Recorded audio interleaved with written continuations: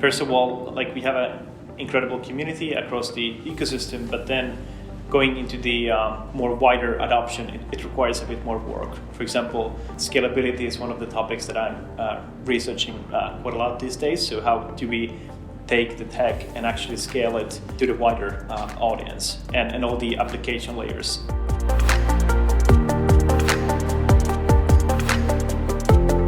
Blockchain itself is a technology, right? So as any technology, it takes a bit of time to get more adoption. So just going back in time, for example, when we saw the adoption of internet was getting first early adoption through universities, research facilities, and then later a bit more consumer adoption. So I think that's the kind of like the same aspect for blockchain. So we will see a lot of technology being built, a lot of layers that helps to adapt the technology into traditional consumer usage. And regarding the internet example, it was the broadband that actually took everyone into the internet. So I think scalability is also part for blockchain to get into scale.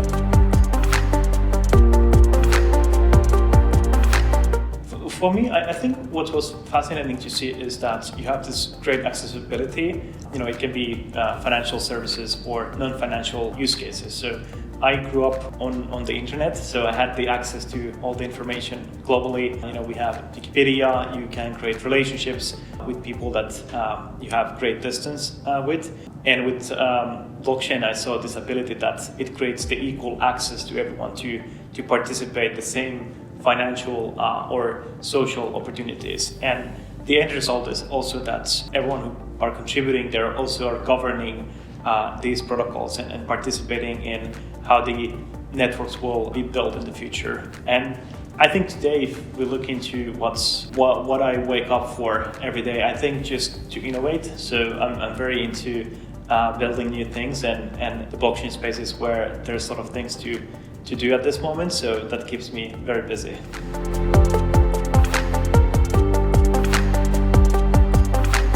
Well, the way Aave protocol works, we have a concept called liquidity protocol. So it's a set of smart contracts that are deployed on the blockchain. And those smart contracts have specific rules. For example, how much you can earn interest on the assets you're supplying. And if you supplied some of the cryptographic assets, how much you can borrow against them other type of cryptographic assets.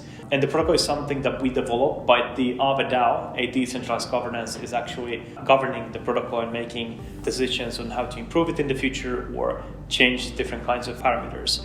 But in its simplest form, what it does is it allows to everyone to have the same equal opportunity to access the financial opportunity. And so basically that's what Aave is. It's pretty much the same vision that got me into this space.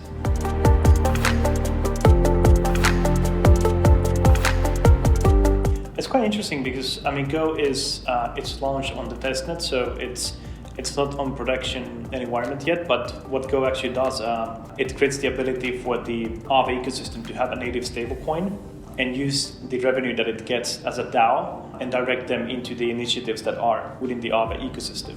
I personally think that stablecoins are very ripe for being as the payment infrastructure over the internet. We have 5 billion internet users today, but we are still using the very traditional ways to pay over online, which might be credit card networks or such. Stablecoins, they bring more transparency, accountability, and also programmability into the payment applications. So I think now we're in a moment where we could see some of the stablecoins that are built well going into more adoption over the internet.